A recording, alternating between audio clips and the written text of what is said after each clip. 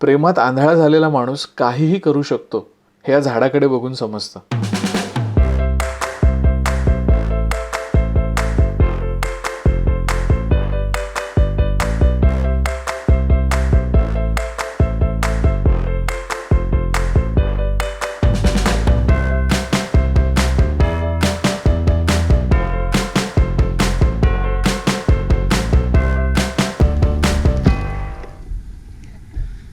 Easy man. दलातमध्ये रमलोय आणि adventure sports करतोय. काल मी रिव्हर राफ्टिंग केलं, आज cycling. What's your name? Monkey. Okay. My Vietnamese is Dung.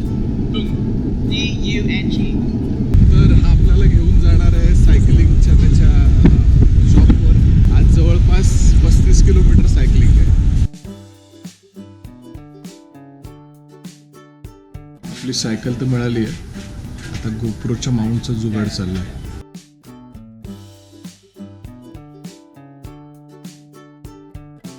ते बसायला फार छोटी टेबल आहेत, खुर्च्या टेबल एकदम लो हाईट. एवढ्या लहान लहान पोरं कशी बसतात आपल्याकडे. हे तिने असं आणून दिलं ऑमलेट. अरे यार, आपल्या हॉस्टेलमध्ये खूप छान मिळायचं. हे तेल आहे एवढं.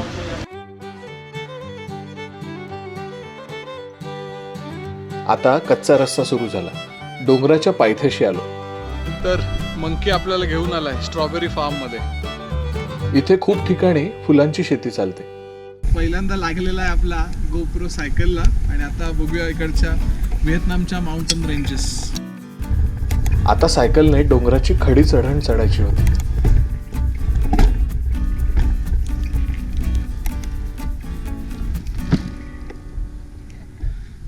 Easy man. You cut this one. तर मित्रांनो, आमची जबरदस्त ट्रिप चालली आहे ऑफ रोड. पोरगं पडलं एकदा बिचारा, पण ठीक आहे, मी आहे सपोर्टला. काय लागलं चुकलं तर बघायला. खरं तर ट्रेकिंग आणि सायकलिंग असे दोन ऑप्शन्स माझ्यासमोर होते. म्हटलं इतकी वर्ष ट्रेकिंग करतोच आहे आणि पुढे पण सापा भागात ट्रेकिंग होईलच. मी सायकल चालवायचा प्लॅन निवडला. चिखल एवढा आहे, चालण्याशिवाय पर्याय नाही आपल्याला. ऑफ रोड सायकलिंग किती सोपं किती कठीण याचा अंदाज घेणं सुरू होतं. सायकल चालवताना फार लहानपणीच्या आठवणीत रमून गेलो. पहिलीत असताना नंबर काढून सायकल मिळवलेली. 7वी 8वीत मोठी सायकल घेतली. क्लासला जायला मित्रांसोबत भटकायला खूप सायकल वापरली. ही सायकलची क्रेज कधी कमी झाली हे मीच आठवू लागलो. साधारण 10वी नंतर असेल. कॉलेजच्या वयात सायकल कशी चालवणार, बाईक हवी असे काहीसे समज होते त्यावेळी. खरं तर कॉलेज आणि बाईक ही दोन्ही गणितं फार गंडली होती नंतर.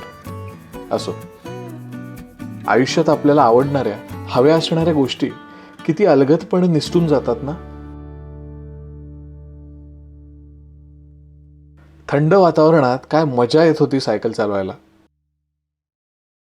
घनदाट पाईनच्या जंगलातून अशा वळणावळणाच्या रस्त्यांवरून सायकल चालवणं म्हणजे सुखद अनुभव.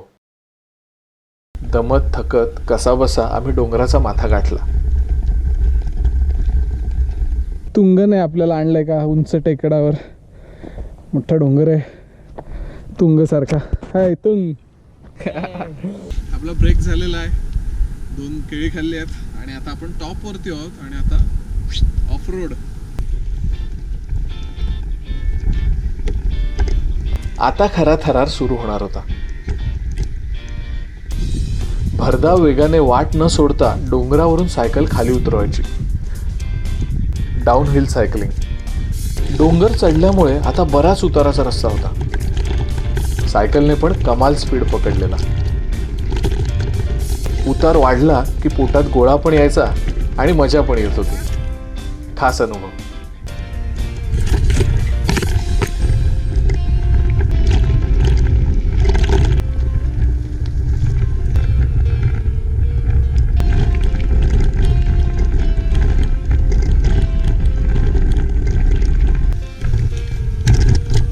फायनली मित्रांनो, आम्ही आलो आहोत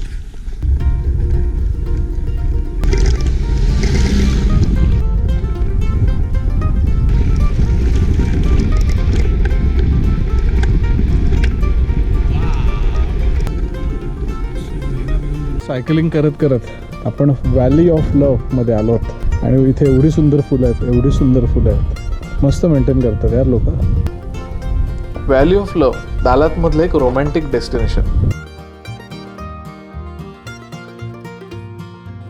डोंगर उतारावर आणि पाईन ट्रीजमध्ये वसलेल्या या गार्डनमध्ये मोठा तलाव पण आहे. त्यात मनसोक्त बोटिंग पण करू शकतो. इथे आखून दिलेल्या पायऱ्यांवरून चालत आपण गार्डन बघू शकतो. आजूबाजूचे डोंगर, पाईन ट्रीज, निळशार आकाश, रंगीबेरंगी फुलं, हे सारं काही स्वप्नवत वाटतं. सायकलिंग केल्यानंतर ही वेगवेगळ्या रंगाची आणि आकाराची फुलं एकदम रिफ्रेश करतात. इथे एक गमतीशीर झाड आहे, विश फुल ट्री. कपल्स लाल गुलाबी रिबीन स्वतःचं नाव लिहून या झाडांवर टांगतात. प्रेमात आंधळा झालेला माणूस काहीही करू शकतो हे या झाडाकडे बघून समजतं. ऑलमोस्ट आपली ट्रिप संपली आहे आणि आपण परतीच्या वाटेवर आहोत.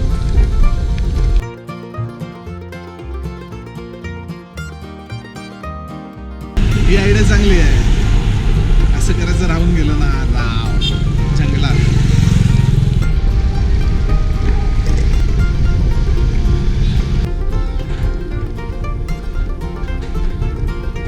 दोन वाजून गेले, आपण सिटीत परत आलोत.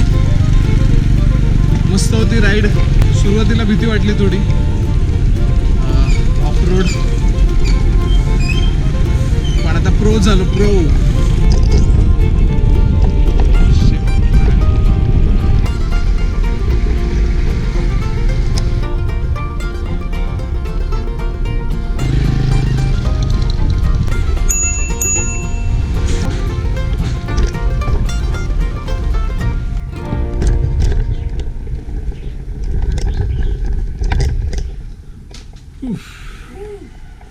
आम्ही आलो जेवायला.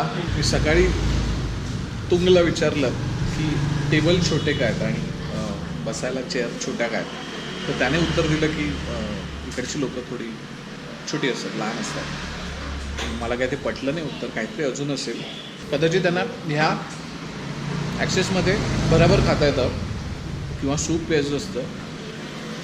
हे माझं आजचं लॉजिक. ओके, बघू अजून काय उत्तरं मिळतात. ओके, तोपर्यंत दिस वन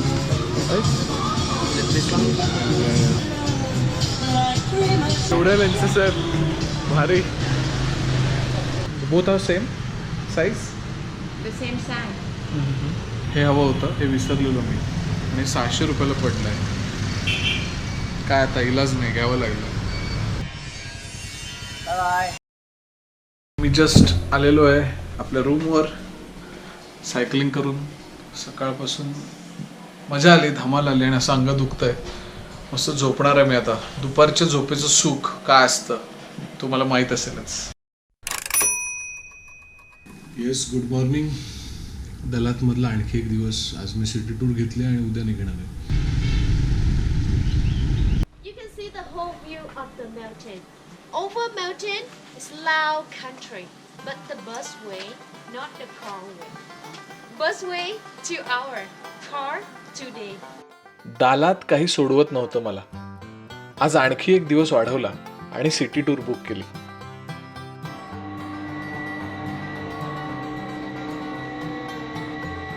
सगळे बसले आणि आता मी एकटाच उरलोय.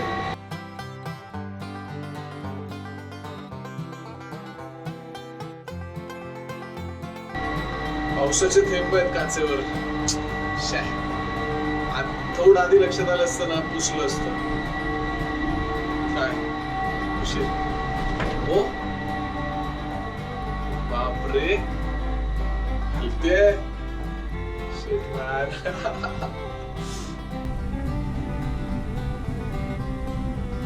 खिडकी तर उघडली. काय या केबल कारमुळे शहराचा एरियल व्ह्यू बघता आला. पूर्ण सिटी व्ह्यू दिसतोय.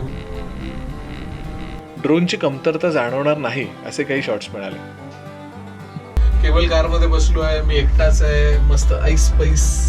हा जवळपास 3.5 किलोमीटरचा वन वे आहे आणि मस्त आहे. पाईन ट्रीज जंगलावरनं चाललोय आणि इथे शहर आहे असं ग्रेट. दिवसभर फिरायचं, धमाल करायची, रात्री मस्त 8 तास झोपायचं असा माझा कार्यक्रम झालेला. ह्या थंडगार शांत सुंदर दालातमध्ये मस्त रमलो होतो मी. चला, ट्रिप संपलेली आहे. Cable car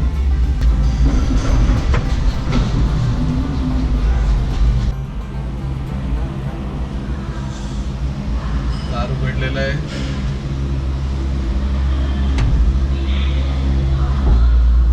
next challenge roller coaster. Okay, मजा आहे आज. आजच्या टूरचा पुढचा स्टॉप आहे दातालना वॉटरफॉल. इथे कारनेही जाता येतं किंवा रोलर कोस्टर मधून सुद्धा. ओके, बसलो तर आहे रोलर कोस्टर मध्ये. काय काय उद्योग करतो मी इथे येऊन.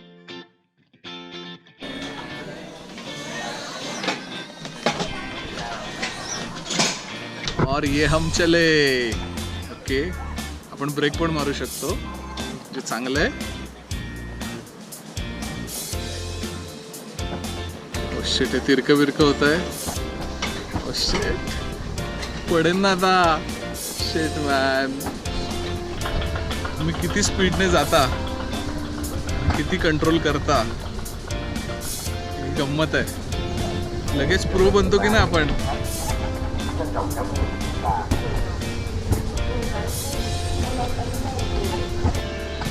रोलर कोस्टरची राईड मस्त रंगतदार वाटत होती.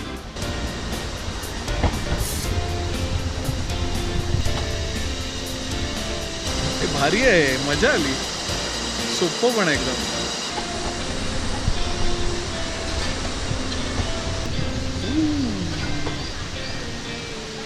पुढचा थांबला यार, मी घाबरतो का. ओ शिट, संपली मजा.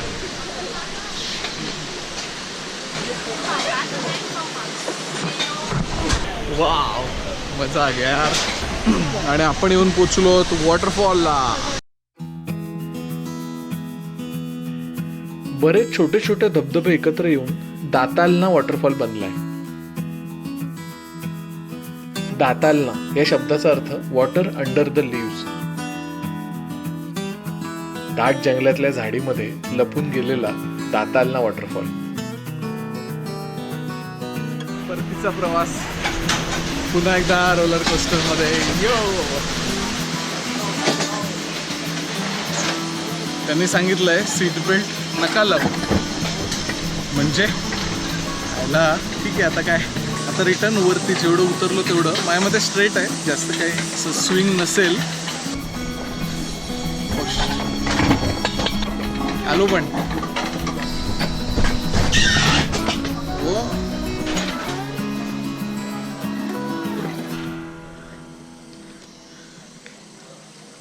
No air condition in your hotel. Before, I opened the air for you.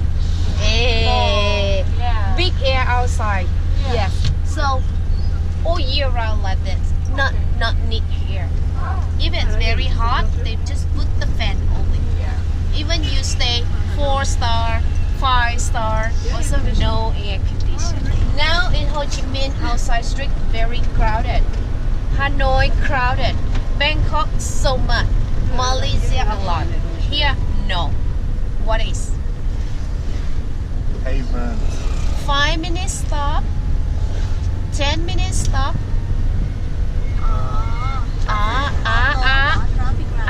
Traffic light. Here no traffic light. त्यानंतर आम्ही आलो पागोडा बघायला.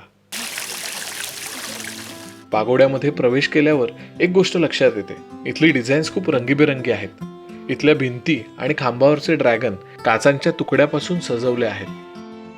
All this stick to be the shape of pagoda. So it's very special because of that.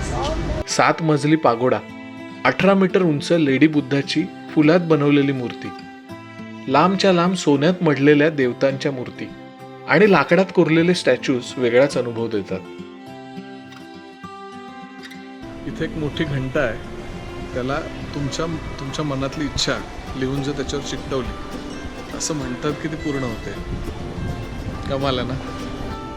आपल्या मनातली इच्छा लिहून 3 वेळा घंटा वाजवली की ती बुद्धापर्यंत पोहोचते असं इथे मानतात.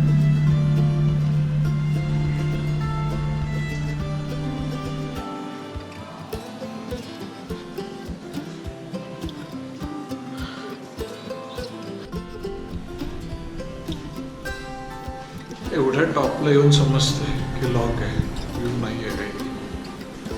चला उतरा परत.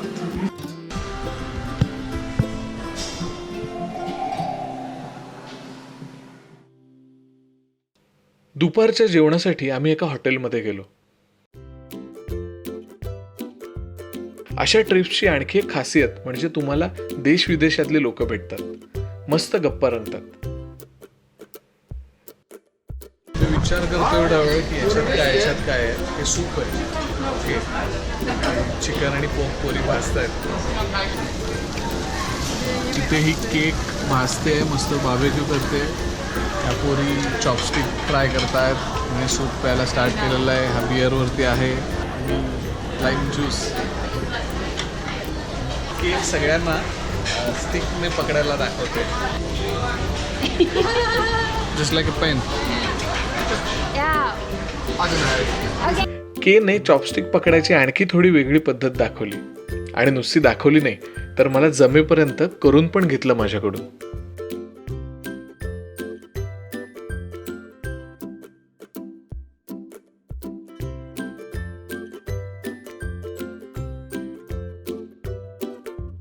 This is my first time eating with sticks.